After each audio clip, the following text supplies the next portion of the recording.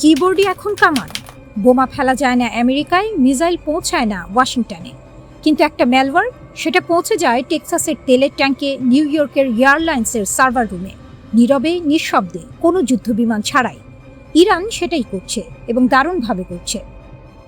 যে যুদ্ধ চোখে দেখা যায় না। ফেব্রুয়ারি থেকে মধ্যপ্রাচ্যের আকাশে বোমার ধোঁয়া। যুক্তরাষ্ট্র আর ইসরায়েল মিলে ইরানের মিসাইল ঘাঁটি, অস্ত্র কারখানা, সামরিক স্থাপনা ধুলোয় মেলানোর চেষ্টা করেছে। কিন্তু ইরান শুধু মাটির ওপরে লড়াই করে না, তার আরেকটি রণক্ষেত্র আছে, সাইবার স্পেস। সেখানে কোনো বোমা কাজ করে না, কোনো যুদ্ধ বিমান টহল দিতে পারে না। মার্কিন সাইবার নিরাপত্তা সংস্থা পালো আল্টো নেটওয়ার্কসের বিশেষ গবেষণা শাখা ইউনিট 42 সম্প্রতি যে প্রতিবেদন দিয়েছে তা পড়লে বোঝা যায় ইরান সাইবার যুদ্ধে কতটা এগিয়ে গেছে। মার্কিন তেল গ্যাস কোম্পানি, ইসরায়েলি প্রতিষ্ঠান, সংযুক্ত আরব আমিরাতের সংস্থা একের পর এক লক্ষ্যবস্তু। চাকরির টোপ, বিষের বড়শি। ইরানি হ্যাকাররা সরাসরি সিস্টেমে ঢু মারে না, তারা মানুষকে ব্যবহার করে। কৌশলটা সহজ কিন্তু মারাত্মক কার্যকর। ভুয়া নিয়োগকর্তা সেজে বসো আর সফটওয়্যার ইঞ্জিনিয়ারদের টোপ দাও। প্রথমে কৃত্রিম বুদ্ধিমত্তা ব্যবহার করে একদম নিখুঁত চাকরির বিজ্ঞাপন তৈরি হয়। ভাষা হুবহু আমেরিকান কর্পোরেট, ভুলটুকুও নেই। এরপর আগ্রহী প্রার্থীকে ডাকা হয় ভিডিও ইন্টারভিউতে। সেই ইন্টারভিউয়ের সফটওয়্যারের ভেতরে লুকিয়ে থাকে ম্যালওয়্যার। একবার ডাউনলোড করলেই কম্পিউটার চলে যায় হ্যাকারের মুঠো। এটা নেহাত সাধারণ হ্যাকিং নয়, এটা মনস্তাত্ত্বিক যুদ্ধ। যে ইঞ্জিনিয়ার ফাঁদে পড়লেন তিনি কোম্পানির মূল নেটওয়ার্কের ভেতরে যাতায়াত করেন। তার অ্যাক্সেস মানেই ভেতরের দরজা খোলা। একজন বিশ্বস্ত কর্মীকে অজান্তে হাতিয়ার বানিয়ে নেওয়া, এটাই ইরানের কৌশলের আসল জাদু। কেন বিমান আর তেল কোম্পানি? এলোমেলোভাবে কাউকে হ্যাক করা ইরানের উদ্দেশ্য নয়, লক্ষ্য বাছাই একদম সুনির্দিষ্ট। বিমান সংস্থা নেটওয়ার্কে ঢুকতে পারলে কি পাওয়া যায়? যাত্রীদের তালিকা, ফ্লাইটের রুট, ট্রাভেল ম্যানিফেস্ট। মধ্যপ্রাচ্যগামী কোনো ফ্লাইটে কে যাচ্ছেন, বিদেশে থাকা ইরানি ভিন্ন মতাবলম্বী, সামরিক কর্মকর্তা, গোয়েন্দা বিশ্লেষক। এই তথ্য ইরানের কাছে সোনার চেয়েও দামি। আর তেল কোম্পানি, জ্বালানি বাজার এখন যুদ্ধের আরেকটি রণক্ষেত্র। মার্কিন তেল কোম্পানিগুলো কিভাবে নিষেধাজ্ঞা মোকাবিলা করছে, কোথায় বিকল্প সরবরাহ খুঁজছে, কোন দেশের সঙ্গে চুক্তি হচ্ছে, এই অভ্যন্তরীণ তথ্য পেলে ইরান আগেভাগেই পাল্টা চাল দিতে পারে। মার্কিন সামরিক আর গোয়েন্দা কর্মকর্তারা এই কৌশলকে বলছেন অপ্রতিসম হুমকি, যেখানে দুর্বল পক্ষ শক্তিশালী শত্রুকে তার নিজের ঘরে কাঁদায়। তেলের ট্যাঙ্কে ভূত। শুধু কর্পোরেট নেটওয়ার্ক নয়, আমেরিকার একেবারে রোজকার জীবনে ঢুকে পড়েছে ইরানের সাইবার ছায়া। মার্কিন গ্যাস স্টেশনগুলোর তেলের ট্যাঙ্কের রিডারে রহস্যময় ডিজিটাল অনুপ্রবেশ ঘটেছে। সাধারণ মানুষ পেট্রোল পাম্পে গিয়ে টাকা ভরছেন, কিন্তু কেউ জানে না সে সিস্টেমে অচেনা কেউ উঁকি মেরে গেছে। মার্কিন কর্মকর্তারা এই ঘটনার পেছনেও ইরানকে সন্দেহের আসনে বসিয়েছেন। বোমায় যা মরেনি। মার্চ মাসে ইসরায়েলি বিমান বাহিনী দাবি করেছিল তারা ইরানের সাইবার যুদ্ধ সদর দপ্তর উড়িয়ে দিয়েছে। কিন্তু ইমারত ধ্বংস করলে মাথা ধ্বংস হয় না। ইউনিট 42 এর গবেষকরা স্পষ্ট বলেছেন, ইসরায়েলি বোমায় ইরানের হ্যাকিং দলের কার্যক্রম বিন্দুমাত্র স্তীমিত হয়নি, বরং তারা আরও আগ্রাসী হয়েছে। সামরিক চাপ যত বেড়েছে, সাইবার অভিযান তত তীব্র হয়েছে। এপ্রিলে গোলাগুলির যুদ্ধবিরতি হয়েছে, সাইবার যুদ্ধবিরতি হয়নি, হওয়ার প্রশ্নও নেই।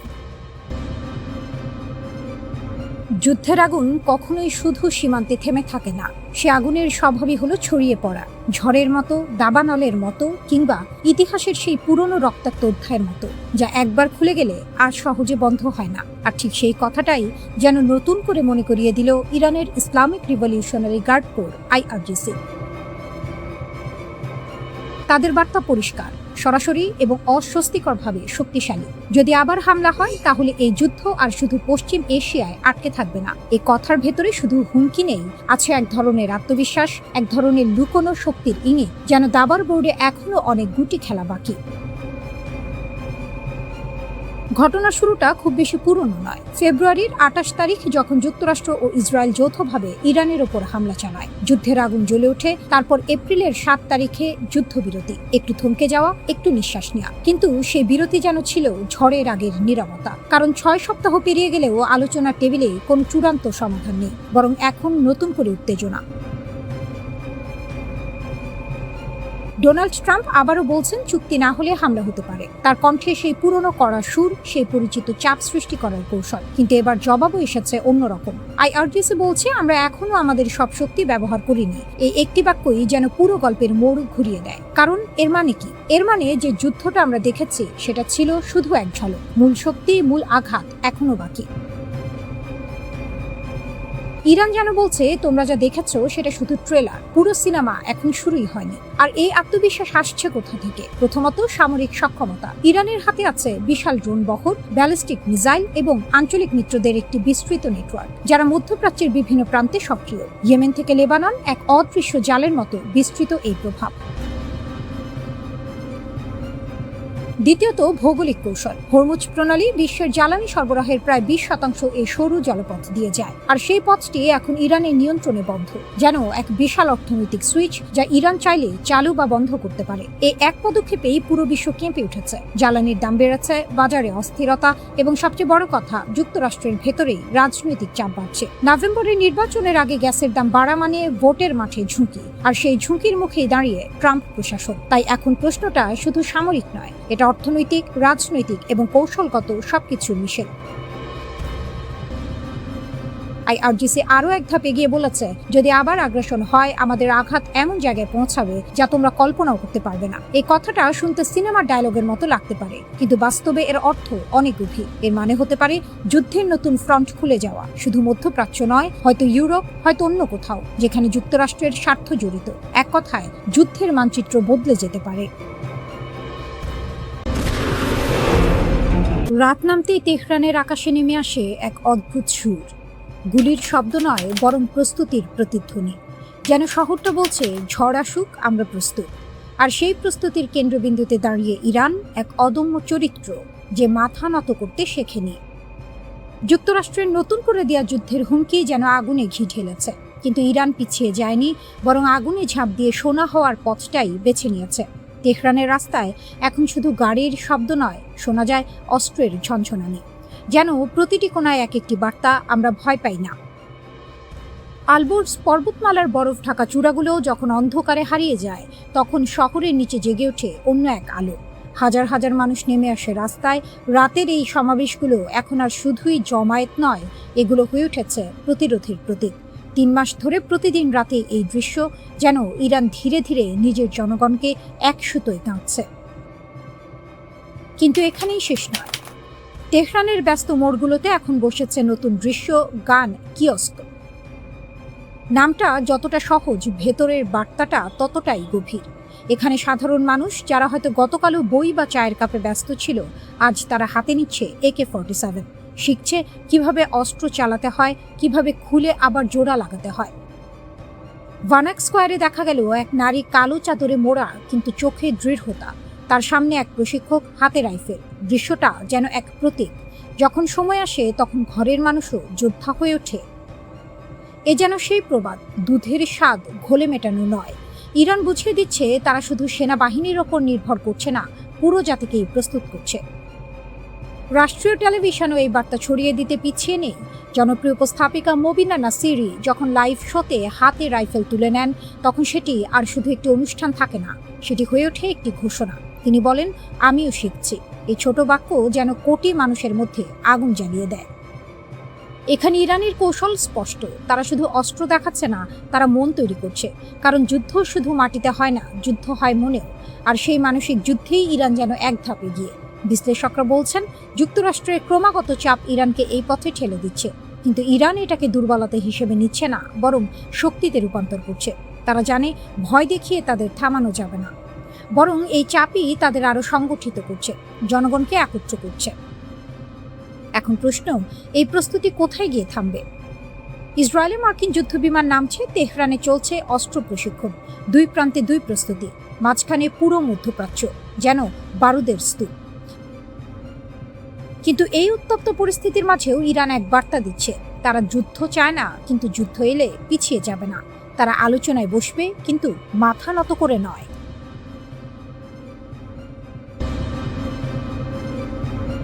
তোমরা মিথ্যাবাদী, বুড়ো শিয়াল। এটা ইরান, সিংহ আর ইসলামের দেশ। এখানে শিয়ালদের শক্তি দেখানোর জায়গা নেই, পালাও। লাউডস্পিকারে এই গর্জন ভেসে গেল পারস্য উপসাগরের নোনা বাতাসে। একজন ইরানি নৌ কর্মকর্তার কণ্ঠস্বর, পেছনে সাইরেনের চিৎকার, আর দ্রুতগামী অ্যাটাক বোটের ঢেউ কেটে এগিয়ে আসার দৃশ্য। সামনে একটি বিদেশি যুদ্ধ জাহাজ, যেটাকে ইরান দাবি করছে আমেরিকার, ধীরে ধীরে সরে যাচ্ছে। 51 সেকেন্ডের এই ভিডিও এখন ছড়িয়ে পড়েছে দুনিয়া জুড়ে, এবং এই ছোট্ট ভিডিওতেই লুকিয়ে আছে হরমুজের আসল গল্প। ইরানের রাষ্ট্রীয় মিডিয়া প্রেস টিভি একটি ভিডিও প্রকাশ করে। সেখানে দেখা যাচ্ছে মার্কিন নৌবাহিনীর ডেস্ট্রয়ার USS ফ্রাঙ্ক এ পিটারসন জুনিয়র DDG-121 পারস্য উপসাগরের কৌশলগত জলসীমায় অবস্থান করছে। ইরানি নৌ কর্মকর্তার রেডিও বার্তা তখন পরিষ্কার, ওয়াইশিপ 121 এটি শেপান স্টেশন, এখনই গতিপথ বদলাও এবং ভারতীয় মহাসাগরে ফিরে যাও। আমার নির্দেশ না মানলে তুমি লক্ষ্যবস্তু হবে। আমেরিকান জাহাজ থেকে জবাব এলো শান্ত গলায়, আন্তর্জাতিক আইন অনুযায়ী ট্রানজিট প্যাসেজে আছি, আপনার চ্যালেঞ্জ গ্রহণযোগ্য নয়। কিন্তু ইরানি কর্মকর্তা থামলেন না। তিনি আশেপাশের সব জাহাজকে সতর্ক করে ঘোষণা দিলেন, মনোযোগ দিন সব জাহাজ, ওমান সাগরে যে কোনো যুদ্ধ জাহাজ থেকে 10 মাইল দূরে থাকুন, কারণ আমি গুলি চালাতে প্রস্তুত। ফেব্রুয়ারির 28 তারিখে মার্কিন ইসরায়েল সামরিক অভিযান শুরু হওয়ার পর থেকে ইরান হরমুজ প্রণালী কার্যত নিজের নিয়ন্ত্রণে নিয়ে নিয়েছে। সমুদ্রে মাইন পেতেছে, জাহাজে হামলা চালিয়েছে, নিরাপদ পথের জন্য টোল আদায় করেছে। এখন আরও এক ধাপ এগিয়ে ইরান তৈরি করেছে পার্সিয়ান গালফ স্ট্রেইট অথরিটি, একটি নতুন সরকারি সংস্থা যেটি এই প্রণালীতে জাহাজ চলাচল নিয়ন্ত্রণ করবে। অর্থাৎ হরমুজকে ইরান এখন নিছক একটি সমুদ্র পথ হিসেবে দেখছে না, এটিকে দেখছে নিজের সার্বভৌম দরবার হিসেবে। IRGC নৌবাহিনী জানিয়েছে নতুন নিয়মকানুন মেনে চলে ট্রানজিট নিশ্চিত করা হবে এবং যেসব জাহাজের মালিক ও ক্যাপ্টেন ইরানের বিধিমালা মেনেছেন তাদের ধন্যবাদ দিয়েছে। মার্কিন প্রেসিডেন্ট ডোনাল্ড ট্রাম্প ঘোষণা দিয়েছেন প্রজেক্ট ফ্রিডম অভিযান সাময়িক বিরতি দেওয়া হচ্ছে, কারণ ইরানের সঙ্গে ব্যাপক চুক্তির দিকে বড় অগ্রগতি হয়েছে। পাকিস্তানের মধ্যস্থতায় নাকি এই বিরতির অনুরোধ এসেছে। কিন্তু একই নিঃশ্বাসে ট্রাম্প বললেন হরমুজে নৌ অবরোধ চলবে। তাহলে হিসেবটা কি দাঁড়ালো? মার্কিন সামরিক অভিযান থামলো, কিন্তু অবরোধ চলছে। ইরানের নতুন কর্তৃপক্ষ জাহাজ চলাচল নিয়ন্ত্রণ করছে। ফরাসি শিপিং কোম্পানি CMA-CGM এর জাহাজ সান আন্তোনিও হরমুজ পার হতে গিয়ে আক্রান্ত হলো, ক্রু আহত। মার্কিন নেতৃত্বাধীন অভিযান বড় কোনো বাণিজ্যিক জাহাজ চলাচল পুনরুদ্ধার করতে পারেনি। 500 জাহাজ আটকে আছে, হাজার হাজার মানুষ আটকা, বিশ্বের 20% তেল বাণিজ্য প্রায় স্তব্ধ। দশকের পর দশক নিষেধাজ্ঞা সহ্য করেছে ইরান, বোমা খেয়েছে, অবরুদ্ধ হয়েছে, একঘরে করা হয়েছে, তবু ভেঙে পড়েনি। এবং এখন সেই ইরান পারস্য উপসাগরে বুক টান করে দাঁড়িয়ে বলছে, এই সমুদ্র আমার, এই পথে আমার নিয়ম মানতে হবে।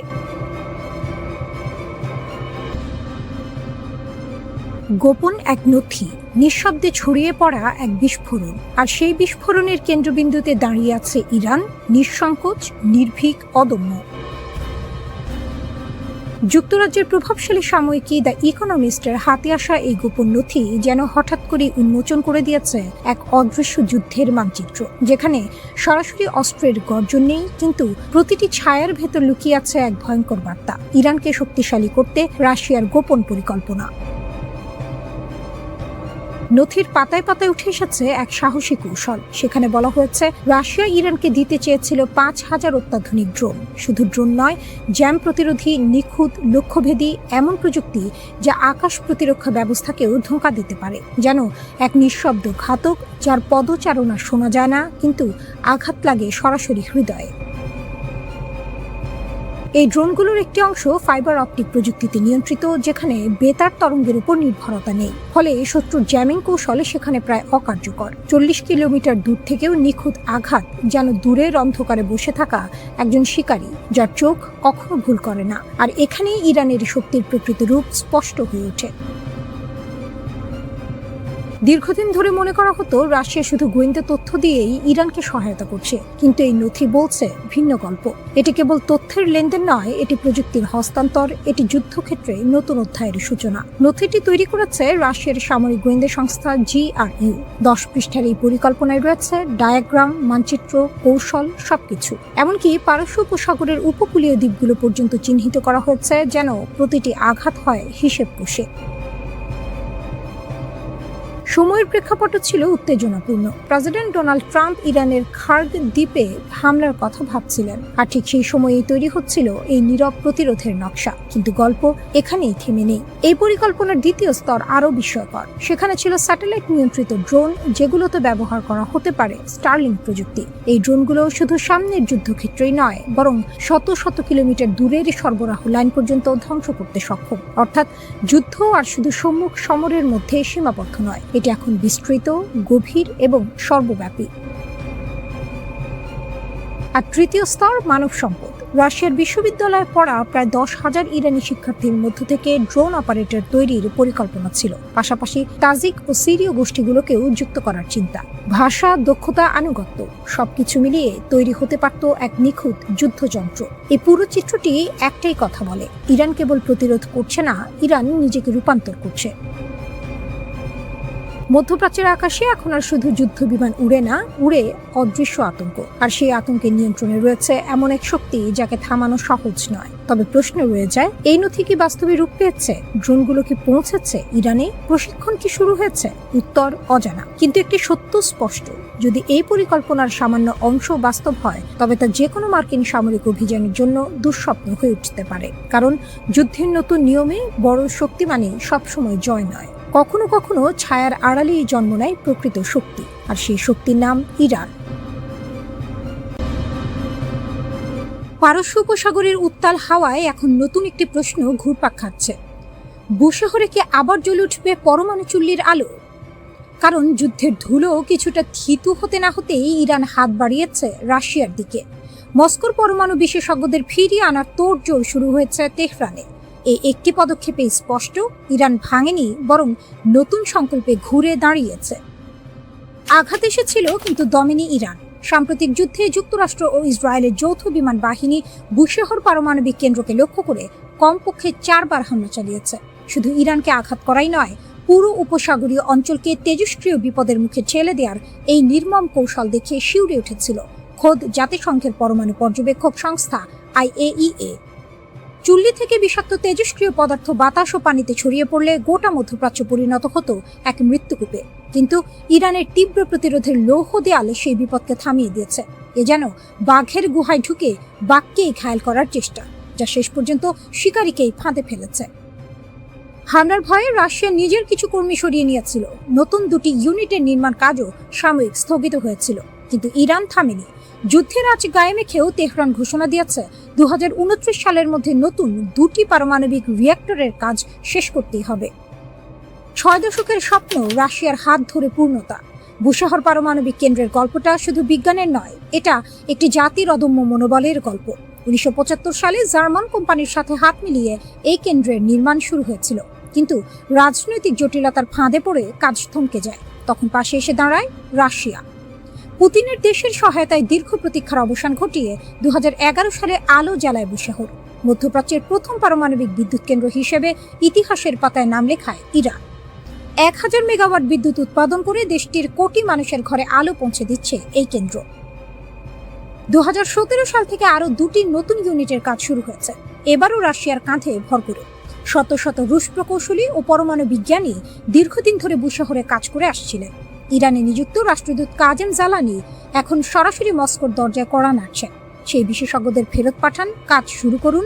2029 সালের সময়সীমা মাথায় রাখুন। হামলার আসল উদ্দেশ্য কি ছিল? ইসরায়েল ও যুক্তরাষ্ট্র বহুদিন ধরে দাবি করে আসছে বুশেহরের কোনো গোপন কোণে সমৃদ্ধ ইউরেনিয়াম লুকিয়ে রেখেছে ইরান। পারমাণবিক অস্ত্র তৈরির পথে তেহরান নাকি বহু দূরে এগিয়ে গেছে। এই সন্দেহের বশেই বারবার বুশেহরকে নিশানা করা হয়েছে। কিন্তু ইরান সোজা কথায় বলেছে, বেসামরিক কাজে বিদ্যুৎ উৎপাদনই একমাত্র লক্ষ্য। তাদের এই অবস্থান থেকে এক চুলও নড়ানো যায়নি। যুক্তরাজ্য ভিত্তিক সংবাদ মাধ্যম ইরান ইন্টারন্যাশনাল 24 এপ্রিল নিশ্চিত করেছে, রাশিয়ার সাথে তেহরানের যোগাযোগ এখন পূর্ণ গতিতে চলছে। বুশেহরের চুল্লি আবার পূর্ণ শক্তিতে জ্বলে ওঠার অপেক্ষায় ইরান। হামলা এসেছিল, ক্ষতিও হয়েছে, কিন্তু লোহাকে আগুনে পোড়ালে যেমন ইস্পাত হয়, ইরানও তেমনি আঘাত খেয়ে আরও শক্ত হয়েছে।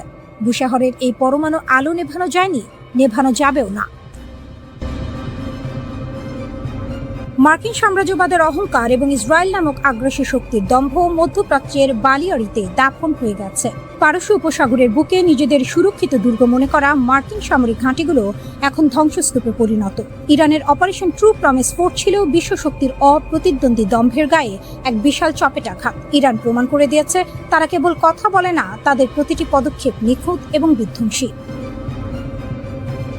অতি দর্পে হতলঙ্কা। মার্কিন যুক্তরাষ্ট্রের ক্ষেত্রে এই প্রবাদটি আজ ধ্রুব সত্য হয়ে দাঁড়িয়েছে। তারা নিজেদের সামরিক সক্ষমতাকে অজেয় মনে করত, ভেবেছিল আকাশপথে তাদের কোনো স্পর্শ করার ক্ষমতা কারণে। কিন্তু ইরানের মিসাইল ও ড্রোনের ঝাপটায় তাদের সেই নিরাপত্তা ব্যবস্থা তাসের ঘরের মতো ভেঙে পড়েছে। এনবিসি নিউজের গোপন তথ্য ফাঁস হওয়া প্রতিবেদন থেকেই পরিষ্কার, মার্কিন ঘাঁটিগুলোতে ক্ষতির পরিমাণ বিলিয়ন ডলার ছাড়িয়েছে। এটি নিছক ক্ষয়ক্ষতি নয়, বরং সাম্রাজ্যবাদের পিঠের ওপর এক বিশাল বোঝা, মরার ওপর খাড়ার ঘা। অথচ এই বিপুল ধ্বংসলীলা তারা ঢাকঢোল পিটিয়ে আড়াল করার আপ্রাণ চেষ্টা চালাচ্ছে। পেন্টাগনের নীরবতাই বলে দিচ্ছে তারা নিজেদের ব্যর্থতা নিয়ে কতটা বিপাকে আছে। ইরানের এই সফল অভিযানের কেন্দ্রবিন্দুতে ছিল তাদের অদম্য সাহস এবং প্রযুক্তিগত উৎকর্ষ। প্রিন্স সুলতান বিমান ঘাঁটিতে ইরানের নিখুঁত হামলায় যখন মার্কিনীদের গর্বের বোয়িং E-3 সেন্ট্রি বিমানটি মাটির সাথে মিশে গেল, তখন বিশ্ববাসী দেখল সাম্রাজ্যবাদের মুখোশ কিভাবে খসে পড়ে। 12 থেকে 15 জন মার্কিন সেনা আহত হওয়া এবং একাধিক রিফুয়েলিং বিমানের ধ্বংসযজ্ঞ প্রমাণ করে ইরান এখন শত্রুর ঘরের ভেতর ঢুকে আঘাত করতে জানে। তারা কেবল কুয়েত বা বাহরাইনের ঘাঁটিতে হামলা করেনি, বরং শত্রুর স্নায়ু কেন্দ্রগুলোকেও তছনছ করে দিয়েছে। তাদের এই সাহসিকতা দেখে বিশ্ব এখন স্তব্ধ। ইরান যেন সাপের হাঁচি বেদের চেনা, শত্রুর প্রতিটি চাল তারা আগে থেকেই বুঝে নিয়েছিল এবং তাদের প্রতিটি পরিকল্পনা ধূলিসাৎ করে দিয়েছে। ইসরায়েল এবং ওয়াশিংটনের যৌথ আগ্রাসন আজ এক গভীর গহ্বরে আটকা পড়েছে। আলোচনার টেবিলে বসে তারা যখন শান্তির ভান করছিল, পর্দার আড়ালে তখন ইরান তাদের বজ্রমুষ্টি প্রস্তুত করছিল। তেল শোধনাগার থেকে শুরু করে গুরুত্বপূর্ণ বন্দর, ইরানের প্রতিটি মিসাইল যেন এক একটি বিচারকের রায় হিসেবে আঘাত এনেছে। মার্কিন প্রশাসন এখন দিশেহারা। তারা একদিকে আলোচনার আবেদন করছে, অন্যদিকে তাদের সামরিক শ্রেষ্ঠত্ব চুরমার হয়ে যাওয়ার বেদনায় নীল হচ্ছে। ইরান আজ কেবল একটি রাষ্ট্র নয়, বরং একটি আদর্শের নাম। তাদের এই প্রতিরোধ লড়াই বিশ্বজুড়ে শোষিত মানুষের জন্য এক নতুন আশার আলো। তারা প্রমাণ করেছে ঘর পোড়া গরু সিঁদুরে মেঘ দেখলে ভয় পায়। এই প্রবাদ ইরানিদের জন্য প্রযোজ্য নয়, তারা বরং মেঘের গর্জন শুনেই ঝড়ের মোকাবিলায় প্রস্তুত। ওয়াশিংটন এবং তেল আবিব এখন বুঝতে পারছে ইরানকে নিয়ে তামাশা করার পরিণাম কত ভয়াবহ হতে পারে। সাম্রাজ্যবাদের দম্ভের চূড়া আজ নত হয়েছে, আর ইতিহাসের পাতা ইরান লিখে রাখলো অপরাজেয় শক্তির সামনে ন্যায়ের লড়াই কখনো ব্যর্থ হয় না। ইরান আজ এক নায়কের আসনে, যেখানে তাদের বীরত্ব গাথা আগামী প্রজন্মের কাছে এক অবিস্মরণীয় উপাখ্যান হয়ে থাকবে। মধ্যপ্রাচ্যের উত্তপ্ত বালিয়াড়িতে এখন একটাই নাম প্রতিধ্বনিত হচ্ছে, ইরান, যারা ইতিহাসের অগ্নি পরীক্ষায় বারবার উত্তীর্ণ হয়েও কখনো মাথা নোয়ায়নি। ইসরায়েল এবং মার্কিন যুক্তরাষ্ট্রের আগ্রাসনের মুখে ইরান আজ কেবল একটি রাষ্ট্র নয়, বরং একটি অকুতোভয় দুর্গ। দেশটির অলিগলি থেকে শুরু করে রাজপথ সর্বত্রই এখন প্রতিরোধের সুর। যখন চারদিকে যুদ্ধের দামামা, তখন ইরান দেখিয়ে দিল তারা কেবল কথার ফুলঝুরি ছড়ায় না, বরং হাতে কলমে জবাব দিতে জানে। ইরানের প্রতিরক্ষা মন্ত্রণালয়ের সাম্প্রতিক ঘোষণা অনুযায়ী দেশের 3 কোটি নাগরিক তাদের মাতৃভূমি রক্ষায় মরণপণ লড়াই করতে প্রস্তুত। একে নিছক পরিসংখ্যান ভাবলে ভুল হবে। সাম্রাজ্যবাদী শক্তিগুলো যখন ভেবেছিল ইরানকে ভেতর থেকে ভেঙে চুরমার করে দেবে, ঠিক তখনই ইরানের সাধারণ মানুষ প্রাচীরের মতো দাঁড়িয়ে তাদের সব ষড়যন্ত্রকে গলার কাঁটা বানিয়ে দিয়েছে। ইসরায়েল আর যুক্তরাষ্ট্রের মতো শক্তিগুলো যখন ঘোলা পানিতে মাছ শিকারের চেষ্টা করছে, তখন ইরানের এই গণজাগরণ যেন তাদের সব সমীকরণ তছনছ করে দিচ্ছে। ইরান কেবল মাঠের শক্তিতেই অজেয় নয়, তাদের প্রযুক্তিগত সক্ষমতাও এখন বিশ্বকে অবাক করার মতো। ৯,০০০টি দেশীয় কোম্পানির সমন্বয়ে গড়া তাদের প্রতিরক্ষা নেটওয়ার্ক যেন এক সোনায় সোহাগা। যখন শত্রুরা মনে করে ইরান কোণঠাসা, তখনই দেশটি তাদের অব্যবহৃত মিসাইল সক্ষমতা ও সমর শক্তির দাপট দেখিয়ে দেয়। হরমুজ প্রণালীর মতো গুরুত্বপূর্ণ জলপথকে নিজেদের বজ্র মুষ্টিতে রেখে ইরান বুঝিয়ে দিয়েছে মগের মূল্য গড়ার দিন ফুরিয়ে যাচ্ছে। তাদের পররাষ্ট্রনীতি এখন এক অনন্য উচ্চতায়, তারা কাউকে এক চুলো ছাড় দিচ্ছে না। কূটনীতির টেবিলে যখন যুক্তরাষ্ট্র আলিয়ার পেছনে ছুটছে, ইরান তখন নিজের অবস্থানে পাথরের মতো অটল। মার্কিন দূত কুশনার বা উইটকফ যাই আসুক না কেন, ইরানের মেরুদণ্ড শক্ত। ওয়াশিংটন যখন দিশেহারা হয়ে নিজেদের ব্যর্থতাকে ঢাকার জন্য বিভ্রান্তি ছড়াচ্ছে, তেহরান তখন সুসংহত ও ঐক্যবদ্ধ।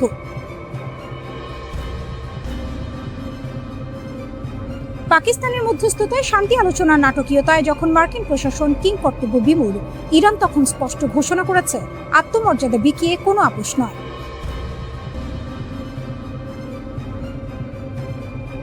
আমেরিকার হাড় ভাঙার শব্দ শোনার হুঁশিয়ারি দিয়ে ইরানের নেতারা প্রমাণ করেছেন তারা কেবল রক্ষক নন, তারা এক ভয়ঙ্কর সুন্দর শক্তির প্রতিরূপ। ইসরায়েল এবং মার্কিন জোটের জন্য ইরান এখন এক দাঁত ভাঙা জবাব দিয়ে দাঁড়িয়ে আছে। তাদের এই লড়াই কেবল অস্ত্র বা মিসাইলের নয়, এটি টিকে থাকার, নিজের সার্বভৌমত্ব রক্ষার এক মহাকাব্য।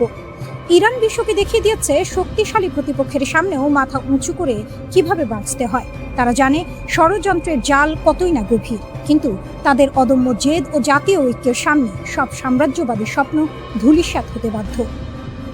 ইরান আজ কেবল মধ্যপ্রাচ্যের মোড়ল নয়, বরং শোষিত ও সংগ্রামী দেশগুলোর জন্য এক অঘোষিত প্রেরণা। যারা বারবার ইরানকে দাবিয়ে রাখার চেষ্টা করেছে, তারা এখন বুঝতে পারছে আগুনে হাত দিলে কি পরিণতি হয়। তেহরান আজ ইসরায়েল ও ওয়াশিংটনের চোখ রাঙানিকে তুচ্ছ করে নিজের স্বার্থে বিশ্ব রাজনীতি পরিচালনা করছে। এটি ইরানের বিজয়, এটিই তাদের বীরত্ব, যাকে পৃথিবীর কোনো শক্তি রুখতে পারবে না। ইতিহাস সাক্ষ্য দেবে অন্যায় ও আগ্রাসনের বিরুদ্ধে কিভাবে ইরান অজেয় হিসেবে টিকে রইল। ট্রাম্পের গেম প্ল্যান যখন রিয়াদের পকেটে, মধ্যপ্রাচ্যের নতুন কিংমেকার এমবিএস।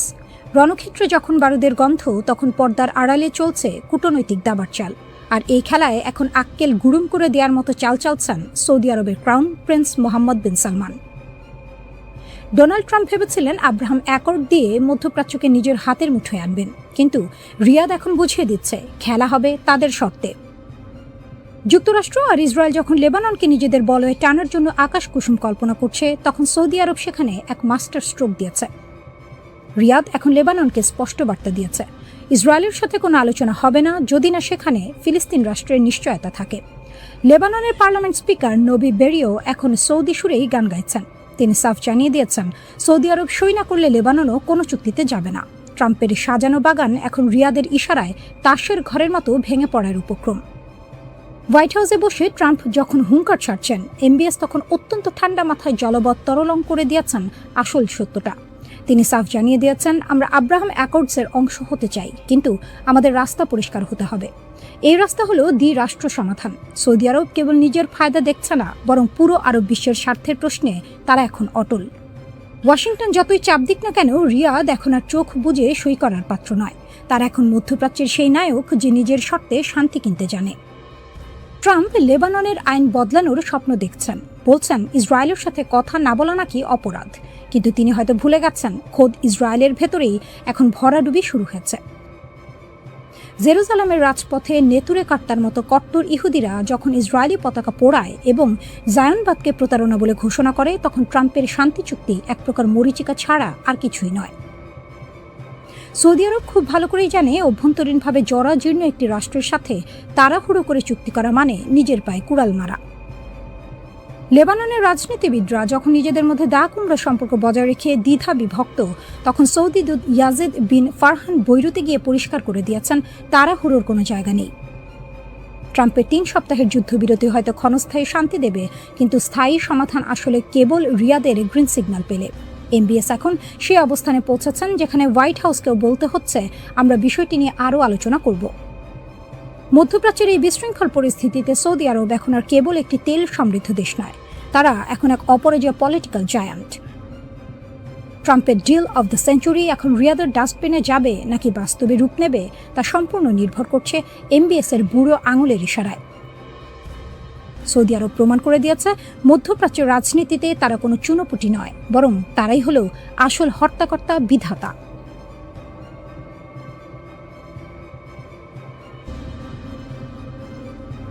লেবাননের আকাশ ও মাটির আসল রাজা হিজবুল্লাহর রণকৌশলে নাজেহাল ইসরায়েল।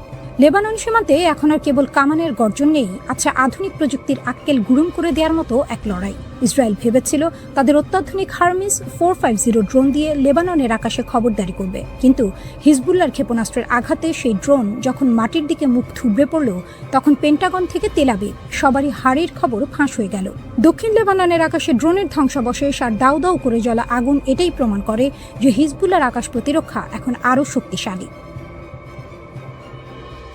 ইসরায়েলি বাহিনী যখন ভেবেছিল তারা দক্ষিণ লেবাননে নিজেদের নিরাপদ অঞ্চল তৈরি করে ফেলেছে, ঠিক তখনই হিজবুল্লাহ তাদের বাঘের ঘরে ঘোগের বাসা হয়ে দেখা দিয়েছে। বিস্ফোরককারী ড্রোন দিয়ে ইসরায়েলি সেনাদের উপর ঝটিকা আক্রমণ চালিয়ে হিজবুল্লাহ বুঝিয়ে দিয়েছে যে তারা কোনো চুনোপুটি নয়। কানারা গ্রামের কাছে ইসরায়েলি সেনাদের অবস্থানে ড্রোনের বিস্ফোরণ এবং নাহারিয়া বসতি লক্ষ্য করে ড্রোনের ঝাঁক বা সোয়ার্ম অ্যাটাক প্রমাণ করে যে হিজবুল্লাহর রণকৌশল এখন অনেক বেশি আক্রমণাত্মক এবং কার্যকর। ইসরায়েলের গর্বের ধন মেরকাভা ট্যাঙ্ক, যাকে কিনা তারা অপরাজয় মনে করত। হিজবুল্লাহর পেতে রাখা চেইন বোম এর আঘাতে সেই ট্যাঙ্কের এখন ভরা ডুবি দশা। তাইবে এলাকায় একটি সাজোয়া যানের এক বিশাল কনভয় হিজবুল্লাহর সুনিপুণ অ্যাম্বুশে পড়ে তছনছ হয়ে গেছে। পরপর দুটি বিস্ফোরণে 4টি অত্যাধুনিক মেরকাভা ট্যাঙ্ক যখন দাউ দাউ করে জ্বলছিল, তখন ইসরায়েলি বাহিনীর দম্ভ তাসের ঘরের মতো ভেঙে পড়েছে। এর আগে তারা দাবি করেছিল যে তারা 21টি মেরকাভা ধ্বংস করেছে। আর নতুন এই হামলা প্রমাণ করে যে হিজবুল্লাহর সামনে ইসরায়েলি ট্যাঙ্কগুলো অসহায়।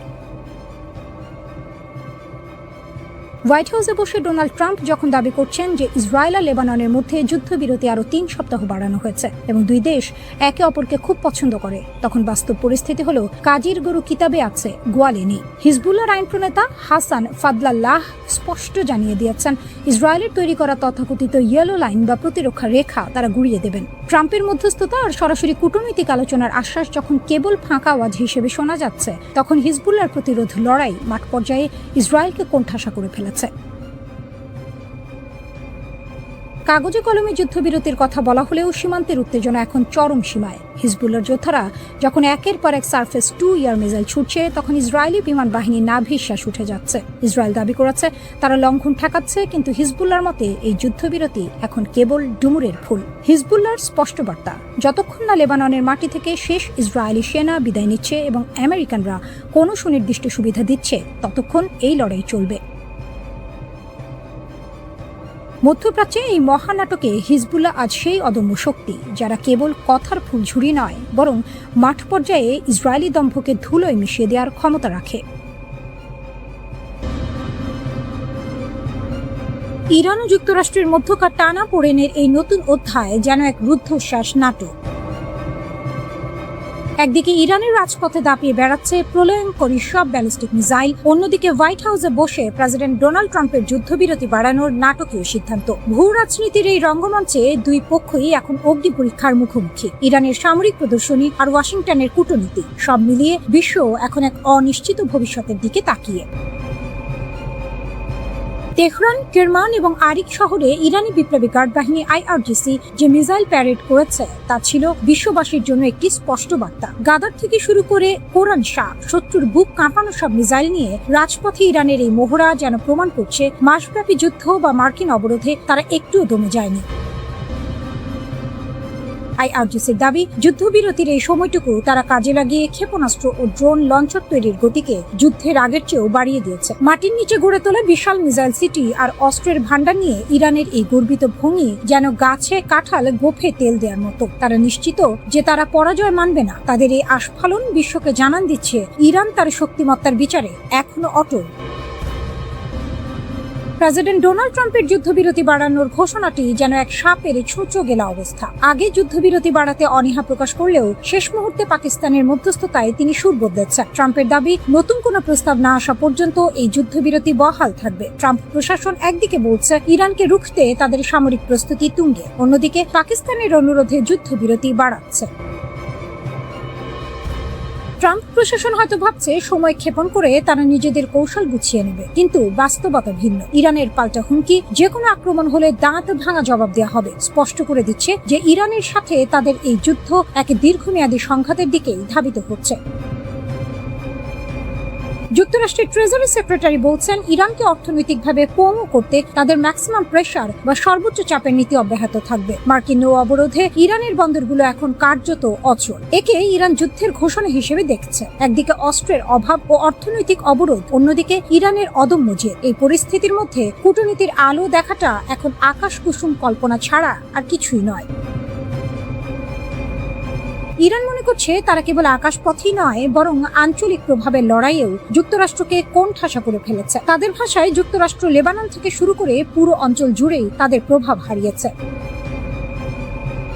ইরানের Islamic revolutionary guard corps IRGC Hormuz প্রণালী থেকে 2টি জাহাজ জব্দ করে সেগুলোকে ইরানের উপকূলে নিয়ে গেছে। IRGC বলেছে হরমুজ প্রণালীতে শৃঙ্খলা ও নিরাপত্তা বিঘ্নিত করা ইরানের জন্য একটি রেড লাইন হিসেবে বিবেচনা করা হয়। এর আগে খবরে বলা হয়েছিল ইরানের উপকূলে একটি জাহাজে গুলি চালানো হয়েছে। এছাড়া ওমান উপকূলে হামলার শিকার হয়ে আরেকটি জাহাজ ক্ষতিগ্রস্ত হয়েছে। বর্তমান পরিস্থিতি এমন এক জট পাকানো অবস্থায় পৌঁছেছে যে আলোচনার টেবিল বা যুদ্ধের ময়দান কোথাও কোনো পক্ষই ছাড় দিতে রাজি নয়। ইরান ও আমেরিকা উভয় পক্ষই শান্তির পায়রা ওড়ানোর বদলে শান দিচ্ছে যুদ্ধের মারণাস্ত্রে। তেহরান থেকে ওয়াশিংটন কূটনীতির টেবিলে এখন কেবলই ছেঁড়া কাঁথায় শুয়ে লাখ টাকার স্বপ্ন দেখার মতো অনিশ্চয়তা। ইরানের তাসনিম নিউজ এজেন্সির দাবি অনুযায়ী তেহরান কেবল প্রস্তুতি নয়, বরং যুদ্ধের দ্বিতীয় ইনিংসের জন্য জমিয়ে রেখেছে নতুন সারপ্রাইজ।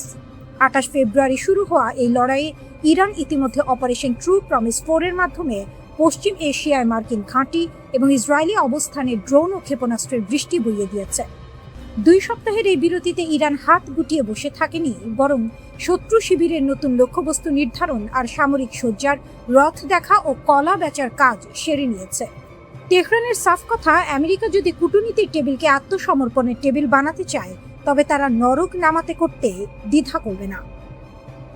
ডোনাল্ড ট্রাম্পের স্বভাবজাত উলু বনে মুক্ত ছড়ানোর মতো বাগাড়ম্বর থামেনি। যুদ্ধবিরতির ভবিষ্যৎ নিয়ে প্রশ্ন করা হলে তিনি আবারও হুমকি দিয়েছেন, চুক্তি না হলে প্রচুর বোমা বর্ষিত হবে।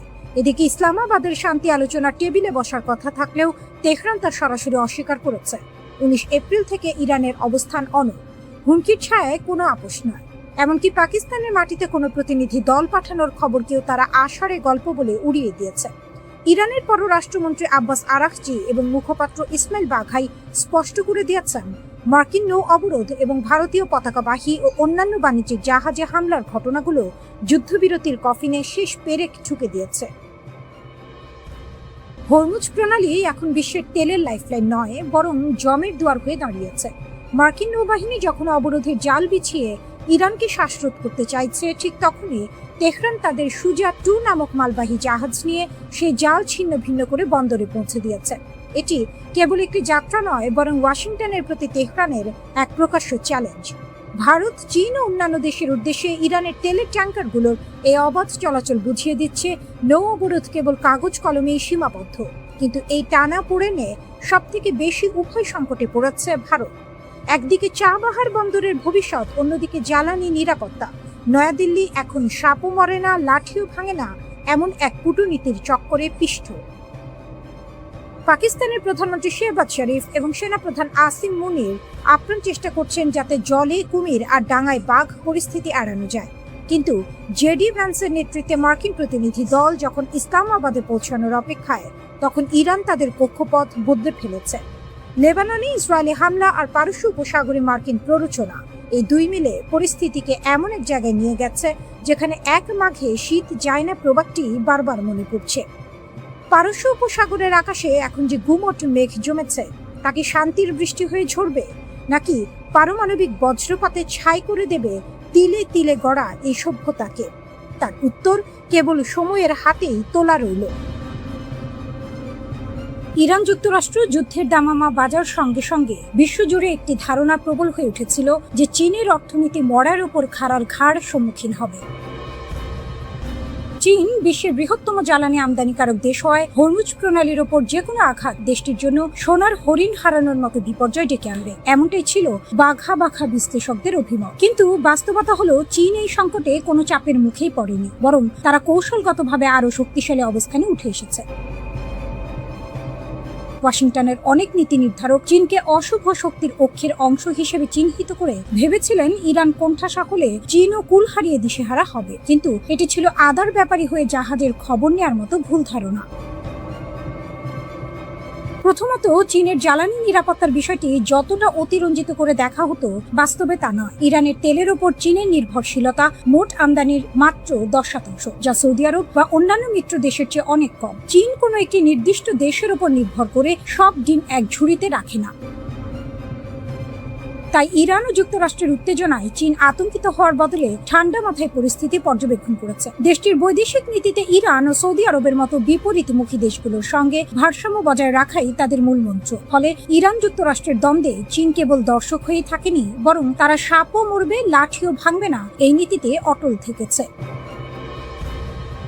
দ্বিতীয়ত, চীনের অর্থনৈতিক স্থিতিশীলতার পেছনে তাদের দূরদর্শী জ্বালানি মজুদ ব্যবস্থা ছিল বজ্র আটুনি ফসকা গেরের মতো। যুদ্ধের আগে থেকেই, বিশেষ করে 2024 সালের শেষ ভাগ থেকে চীন বিপুল পরিমাণ অপরিশোধিত তেলের মজুদ গড়ে তুলেছিল। প্রায় 1.3 বিলিয়ন ব্যারেল তেল মজুদ থাকায় হরমুজ প্রণালী দিয়ে সরবরাহ বিঘ্নিত হওয়ার পরও চীন কোনো জ্বালানি সংকটে পড়েনি। পাশাপাশি চীনের শিল্প কাঠামোতে তেলের ব্যবহার বা ওয়েল ইন্টেন্সিটি 80-র দশকের তুলনায় প্রায় 80% কমেছে। বিদ্যুৎ চালিত অর্থনীতির দিকে ধাবিত হওয়া এবং শিল্প কারখানায় জ্বালানি দক্ষতা বৃদ্ধির ফলে চীন এখন জ্বালানি তেলের দাম বাড়লে শাক দিয়ে মাছ ঢাকার আপ্রাণ চেষ্টা করার বদলে বরং স্থিতিশীল থাকার ক্ষমতা রাখে। তৃতীয়ত, বৈশ্বিক মুদ্রাস্ফীতির বাজারে জ্বালানির উচ্চমূল্য চীনের জন্য কাঁটা দিয়ে কাঁটা তোলার মতো কাজ করেছে। বিগত কয়েক বছর চীন এক ধরনের ডিফ্লেকশন বা মন্দার কবলে পড়েছিল। জ্বালানি তেলের দাম বাড়ার ফলে যখন বিশ্ব অর্থনীতি পর্যদস্ত, তখন চীনের উৎপাদক পর্যায়ে মূল্যস্ফীতি ইতিবাচক ধারায় ফিরেছে। এটি চীনের স্থবির অর্থনীতিকে কিছুটা হলেও গতি দিয়েছে। এমনকি মার্কিন ডলারের বিপরীতে ইউয়ানের শক্ত অবস্থান এবং চীনের বন্ড বাজারের পারফরম্যান্স যুক্তরাষ্ট্রের ট্রেজারি বন্ডকেও ছাপিয়ে গেছে। সবশেষে এই যুদ্ধ মার্কিন যুক্তরাষ্ট্রের সফট পাওয়ার বা নমনীয় শক্তির ওপর বড় ধরনের আঘাত এনেছে। আন্তর্জাতিক অঙ্গনে যুক্তরাষ্ট্রের প্রতি মিত্র দেশগুলোর আস্থার সংকট তৈরি হয়েছে, যা পরোক্ষভাবে চীনের গ্রহণযোগ্যতা বাড়িয়ে দিয়েছে। যুদ্ধের উত্তাপ ও ভূ রাজনৈতিক অস্থিরতা যখন বিশ্বকে তটস্থ রেখেছে, তখন চীন প্রমাণ করেছে যে তারা কেবল একটি উদীয়মান শক্তি নয়, বরং বিশ্ব অর্থনীতির ভারসাম্য রক্ষায় এক অদৃশ্য চালক। ইরান যুক্তরাষ্ট্রের এই লড়াইয়ে চীন কোনো ঘর পোড়া গরু নয়, বরং সিঁদুরে লেখ দেখেও তারা নিজেদের আগলে রাখতে সক্ষম হয়েছে। যারা ভেবেছিল চীন এই যুদ্ধে ক্ষতিগ্রস্ত হবে, তাদের ধারণা ভুল প্রমাণিত হয়েছে।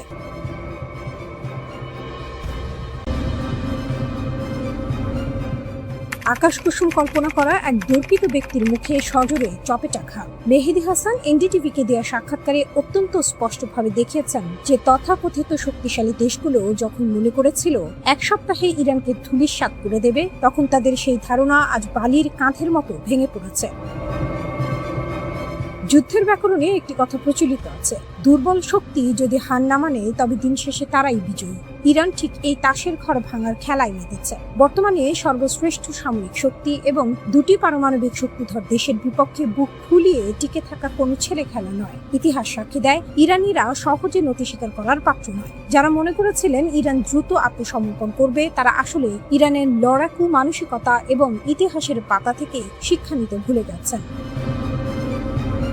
মেহেদী হাসান এখানে ইউক্রেনের উদাহরণ টেনেছেন। রাশিয়ার আক্রমণের শুরুতে সবাই ভেবেছিল কিয়েভ দখল হবে কয়েকদিনে, কিন্তু ইউক্রেন টিকে গেছে। ঠিক একইভাবে ইরান রাশিয়ার সামান্য সাহায্য আর নিজেদের অভ্যন্তরীণ শক্তির উপর ভর করে লড়াই চালিয়ে যাচ্ছে। আমেরিকান নীতি নির্ধারকরা যেন ইরানের উপর আক্রমণ করে আঙুল ফুলে কলাগাছ হতে চেয়েছিলেন, কিন্তু বাস্তবতা আজ তাদের নুন আনতে পান্তা ফুরানোর মতো অবস্থায় ফেলে দিয়েছে। তারা ভুলে গেছেন 1980-র দশকের সেই 8 বছর ব্যাপী ইরাক ইরান যুদ্ধের কথা। সাদ্দাম হোসেনকে যখন পুরো পশ্চিমা বিশ্ব অস্ত্র ও রসদ দিয়ে সাহায্য করছিল, তখনও ইরান মাথা নত করেনি। প্রায় 5 লক্ষ প্রাণ বিসর্জন দিয়েও তারা টিকেছিল। সেই ইতিহাস আজ আবার নতুন করে ফিরে আসছে। পারমাণবিক কর্মসূচির প্রশ্নেও পরিস্থিতি এখন জগা খিচুড়ি অবস্থায়। ওবামা আমলের চুক্তি থেকে ট্রাম্পের বেরিয়ে যাওয়া যেন ছিল নিজের পায়ে কুড়াল মারা। বর্তমানে ইরান 60% পর্যন্ত ইউরেনিয়াম সমৃদ্ধ করেছে, যা পারমাণবিক অস্ত্র তৈরির খুব কাছাকাছি। আমেরিকা যখন ইসরায়েলের সুরে সুর মিলিয়ে শূন্য সমৃদ্ধিকরণের দাবি তুলছে, যা ইরানের কাছে অরণ্যে রোদন ছাড়া আর কিছু নয়। কারণ কোনো দেশই তার বৈজ্ঞানিক সক্ষমতা এবং শিল্প কাঠামোর অধিকার ছেড়ে দেবে না। সামরিক হামলা চালিয়ে একটি দেশের জ্ঞান বা ইচ্ছা শক্তিকে ধ্বংস করা যে সম্ভব নয়, তা বুঝতে পশ্চিমা বিশ্ব এখনো কানা করেও বুদ্ধি ব্যয় করছে না। এদিকে হরমুজ প্রণালী এখন যুদ্ধের তুরুপের তাস। ইরান এই জলপথ বন্ধ করে দিয়ে বিশ্ব অর্থনীতিতে মরণ কামড় দেওয়ার ক্ষমতা রাখে। যদিও আমেরিকার অবকাঠামোর কারণে তাদের প্রতিদিন কোটি কোটি ডলারের ক্ষতি হচ্ছে, তবুও তারা দমে যাওয়ার পাত্র নয়। নতুন সুপ্রিম লিডার মোস্তফা খামেনির নেতৃত্বে ইরান এখন এক নতুন মোড় পরিবর্তনের অপেক্ষায়। মধ্যপ্রাচ্যের এই সংকট কোনো সহজ সমাধান নয়। আমেরিকা যদি মনে করে পেশি শক্তি দিয়ে সবকিছু জয় করবে, তবে তারা আসলে আকাশ কুসুম চিন্তা করছে। আলোচনার টেবিলে সমান মর্যাদা ছাড়া ইরানকে দমন করা হবে ঘোড়ার আগে গাড়ি জোড়ার মতো অসাধ্য। ইতিহাস থেকে শিক্ষা না নিলে এই যুদ্ধ কেবল রক্তপাত আর অস্থিরতাই বাড়াবে, কোনো চূড়ান্ত সমাধান আনবে না।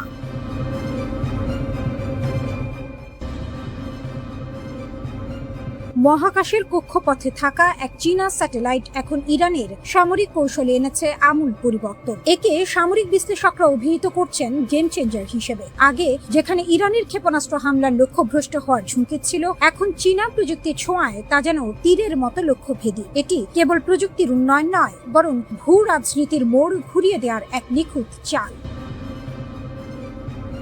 ইরানের জন্য চীনের আর্থ আই প্রতিষ্ঠানের তৈরি TWO-1B স্পাই স্যাটেলাইট যেন মেঘ না চাইতেই জল হয়ে এসেছে। 0.5 মিটার রেজলিউশনের এই দানবীয় চোখ এখন মার্কিন ও মিত্র বাহিনীর প্রতিটি নড়াচড়া রেকর্ড করছে। সৌদি আরবের প্রিন্স সুলতান এয়ারবেস হোক কিংবা জর্ডানের মুয়াফফাক সালতান ঘাঁটি, সবই এখন এই স্যাটেলাইটের রিয়েল টাইম নজরদারিতে। আগে মার্কিন ঘাঁটিগুলোর অবস্থান ছিল গোপন, এখন সেই গোপন তথ্যগুলো ইরানের কাছে হাড়ির খবরের মতো পরিষ্কার।